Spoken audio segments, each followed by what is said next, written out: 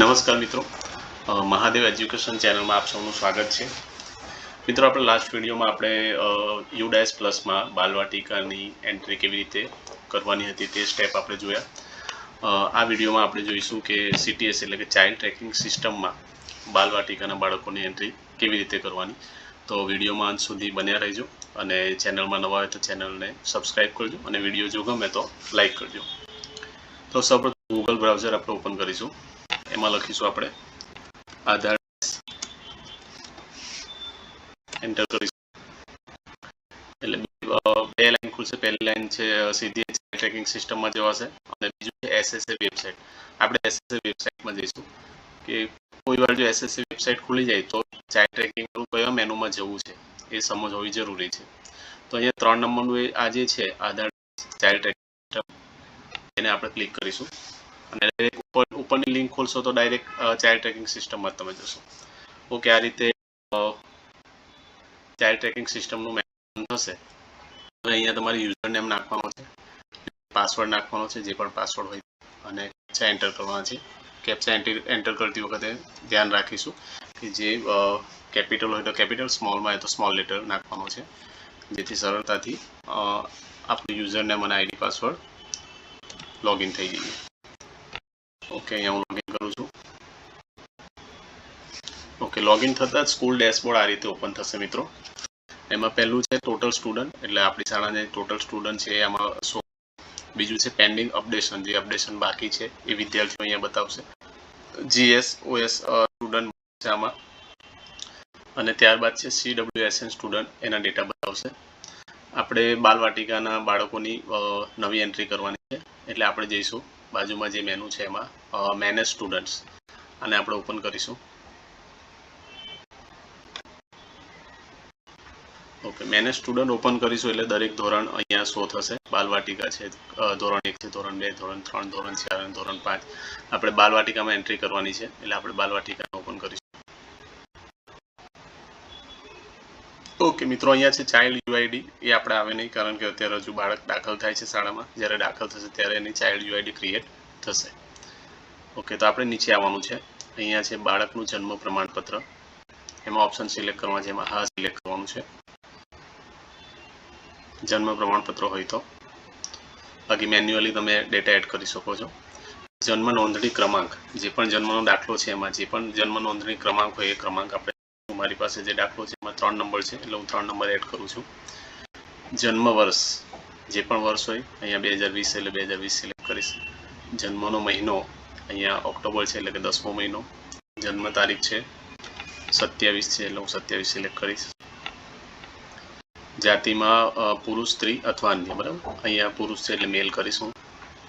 Gate detail from CRS RGI, જો detail હશે તો આવી જશે, પણ અહીંયા મેસેજ આવ્યો છે કે આપ જે BRN ની વિગતો માંગો છો એ CRS RGI માં મળતી નથી. નીચે આપેલ માહિતી મેન્યુઅલી દાખલ કરી જન્મ પ્રમાણપત્ર અપલોડ કરી નેક્સ્ટ બટન.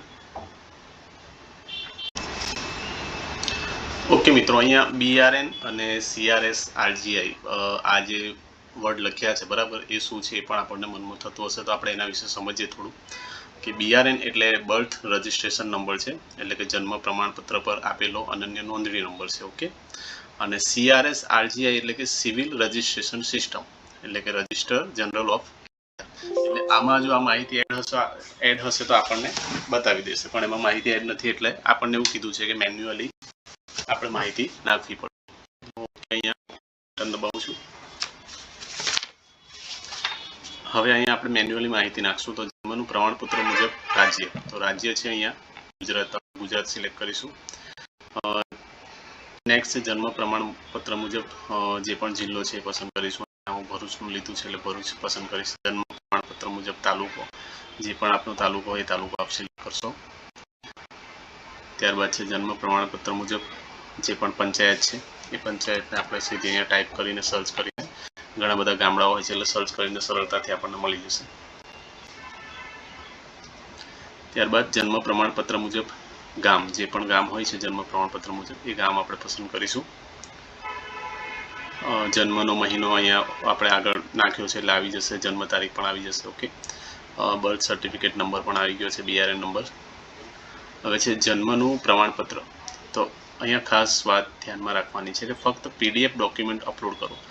જો ઇમેજ અપલોડ કરીશું તો એક્સેપ્ટ કરશે નહીં. એટલે આપણે જે પણ જન્મનો દાખલો જો સીધો ફોટો પાડ્યો હશે અને અપલોડ કરીશું તો અપલોડ નહીં થાય. એટલે એને PDFમાં કન્વર્ટ કરીને પછી એને અપલોડ કરીશું. તો અહીંયા હું ચૂઝ ફાઇલ કરીશ. અહીંયા પહેલેથી જ અપલોડ કરીને આમાં સેવ કરી રાખવી છે PDF ગેલેરી. એટલે હું એને ઓપન કરીશ. અહીંયા અપલોડ થઈ ગયું છે સરળતાથી. નેક્સ્ટ બટન ક્લિક કરીશ.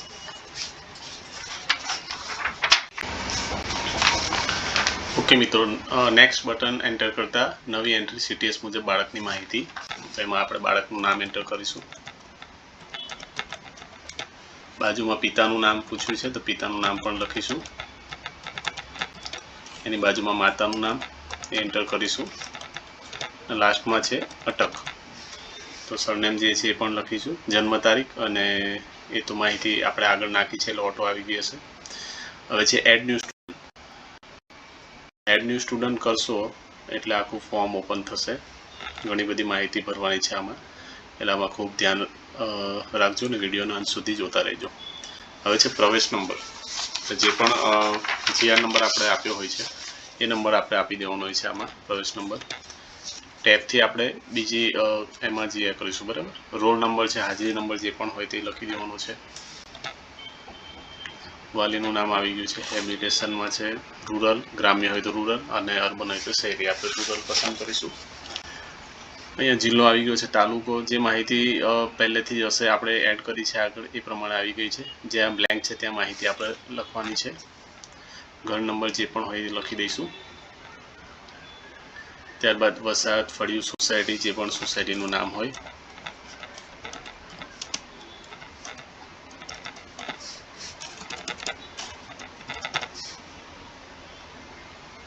લેન્ડમાર્કમાં નજીકનું કોઈ સ્થળ જે પણ હોય તે લખી દેવું. એરિયા લખી દેવો, જે એરિયો હોય એનું નામ. પિનકોડ પણ એન્ટર કરી દેવો. અહીંયા જે પણ આપનો પિનકોડ હોય તે માતૃભાષા અહીંયાથી સિલેક્ટ કરી લેવી. ગુજરાતી આપણે સિલેક્ટ કરીશું. નીચે છે જાતિ, જે પણ જાતિ છે, બોયઝ, ગર્લ, બરાબર, કે નાન્યતર, ત્રણમાંથી જે પણ હોય એ આપણે પસંદ કરી લઈશું. અહીં બોયઝ છે એટલે આપણે બોયઝ રાખીશું. સામાજિક જાતિમાં SC, ST, OBC, જનરલ જે પણ છે સિલેક્ટ કરી લઈશું. પેટા જ્ઞાતિમાં સામાજિક જાતિ આપણે પસંદ કરીશું એટલે પેટા જ્ઞાતિ આવી જશે, ખાલી સિલેક્ટ કરવાનું રહેશે. ધર્મ જે પણ છે, હિન્દુ, મુસ્લિમ, શીખ, જે પણ ધર્મ છે ધર્મ આપણે લખી દઈશું. અહીંયા ભારત સરકારનો આધાર કાર્ડ નંબર, જે પણ આધાર કાર્ડ નંબર હોય એ આપણે ટાઈપ કરવાનો છે અહીંયા. અને અહીંયા આધાર કાર્ડ મુજબ નામ, આખું નામ લખવાનું છે. આધાર કાર્ડમાં જે પ્રમાણે નામ હોય, સરનેમ આગળ હોય પાછળ હોય એ પ્રમાણે આપણે નામ અહીંયા એન્ટર કરવાનું છે. શું બાળક ગરીબી રેખાને હેઠળ છે, એટલે કે BPL ધારક છે? BPL ધારક હોય તો હા અને ના હોય તો ના. ત્યારબાદ બાળક વંચિત જૂથના છે, એમાં પણ હા આવતું હોય તો હા, ના આવતું હોય તો ના. લાગુ પડતું નથી તો જે આવે તે ઓપ્શન આપણે સિલેક્ટ કરવાનો. અભ્યાસનો વર્ગ પસંદ કરી લેવાનો. એક જ વર્ગ હોય તો A, બે વર્ગ હોય તો B પણ આવી શકે છે. પૂર્વ પ્રાથમિક શિક્ષણની સ્થિતિ અહીંયા મિત્રો આપણે આંગણવાડી કરવાનું છે. બાલવાટિકાની એન્ટ્રી કરતા હોઈએ ત્યારે, કારણ કે આ બાલવાટિકામાં આવતા પહેલાં એ બાળકો આંગણવાડીમાં અભ્યાસ કરતા હોય છે. અને જે કોલમમાં માહિતી નથી નાખવાની એ હાઇડ કરેલી છે એટલે એ આપણેથી ઓપન થાય જ નહીં, બરાબર. એટલે એને કંઈ આપણે છંછેડવાની નથી. CWSN દ્વારા પ્રાપ્ત સહાય, તો કોઈ બાળક હોય CWSN, બરાબર, તો એને જે પણ સહાય મળી હોય અહીંયા સિલેક્ટ કરવાની. એની જે જોગવાઈઓ છે એ આપણે પસંદ કરી શકીએ છીએ. પછી SLD માટે તપાસ થઈ છે, હા તો હા, ના તો ના, બરાબર. જે ઓપ્શન સિલેક્ટ કરવા જેવું લાગે એ આપણે કરવાનું છે. ASD છે, પછી ADHD. પછી આ 43 નંબરમાં બાળકને 44 થી 51 મુજબના પ્રોત્સાહન લાભો મળેલા છે, એમાં હા આવશે. કેમ? કારણ કે પાઠ્યપુસ્તકનો સેટ મળે છે એટલે આપણે એમાં હા કરી શકીશું. પાઠ્યપુસ્તકનો સેટ મળે છે. કેટલા જોડ ગણવેશ મળે છે અત્યારે, જે એમાં લાગુ પડતું હોય તે આપણે કરીશું. મફત પરિવહનની સુવિધા, ટ્રાન્સપોર્ટેશન હોય તો એમાં પણ હા કરીશું. ના હોય તો ના. મફત અનુરક્ષણની સુવિધા, એમાં પણ જે ઓપ્શન આપણને લાગુ પડતું હોય એ લાગુ કરવાનું છે. મફત છાત્રાલયની સુવિધા મેળવેલ છે, જો લાગુ પડતું હોય તો હા, ના હોય તો ના. વિના મૂલ્યે મોબાઈલ, ટેબ્લેટ, કોમ્પ્યુટરની સુવિધા મળેલ છે, એ પણ જો હા તો હા, ના હોય તો ના. શું બાળક બેઘર છે? બાળક માતા પિતા હયાત ના હોય ને બેઘર હોય તો આમાં સિલેક્ટ કરવાનું, બાકી ના કરવાનું. બાકી લાગુ પડતું નથી. વિદ્યાર્થીઓને હોશિયાર, પ્રતિભાશાળી બાળક તરીકે ઓળખવામાં આવે છે, લાગુ પડતું હોય તો હા કરવાનું. રાજ્ય કક્ષાની કોઈ સ્પર્ધામાં ભાગ લીધો હોય તે પણ કરવાનું છે. વિદ્યાર્થી એનસીસી NSS આ બધા મોટાભાગમાં હમણાં તો બાલવાટિકાની એન્ટ્રી છે એટલે ના જ આવશે મોટે ભાગે ઓપ્શનમાં, બરાબર. જ્યારે બાળક દાખલ થાય છે ત્યારે આ રાજ્ય કક્ષાની સ્પર્ધાઓમાં ભાગ લે છે એમાં હા આવી શકે છે, પણ હમણાં તો ના જ આવશે.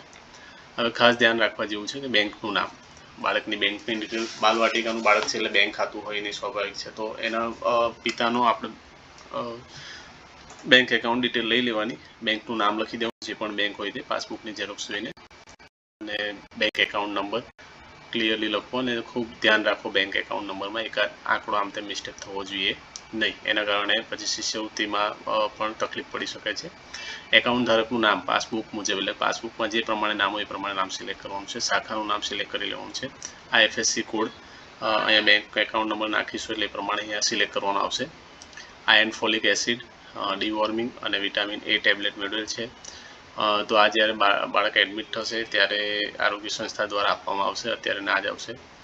મોબાઈલ નંબર વિદ્યાર્થી માતા પિતા અથવા વાલીનો મોબાઈલ નંબર નાખવાનો છે. અલ્ટરનેટ મોબાઈલ નંબર પણ આપણે જો કોઈ હોય તો એ પણ આપણે એડ કરવાનું છે. ઈમેલ આઈડી, જો વાલીનું કોઈ ઈમેલ આઈડી હોય તે પણ આપણે કરવાનું છે. અને લાસ્ટમાં આવશે સેવ સ્ટુડન્ટ. અહીંયા સેવ સ્ટુડન્ટ કરીશું એટલે આપણી પહેલાં જે બાળકની એન્ટ્રી કરે છે એ પહેલું બાળકની એન્ટ્રી CTSમાં થઈ જશે.